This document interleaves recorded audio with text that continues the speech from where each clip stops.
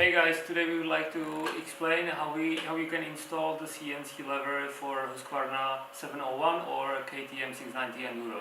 You have to dismount all this peg holder because the brake lever is mounted behind it. So first you take out these two bolts. Now you release this bolt, it's M19. So okay, now you release this bolt here and on the other side, and you take out the skid plate. Skid plate you just bend down and you push in front, yeah, because here it's just pressed in a silent box. Now it takes a little bit more work, but it's then easier access.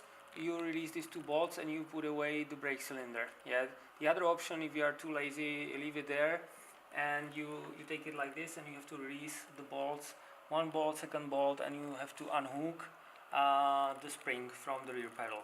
Akce. You take the OEM bolt, you put it like this, and here you have to put the spacer, okay? And then you can start mounting inside. Before you do it, don't forget to lock tight. Guys, now it's easy. You put it back in the same order.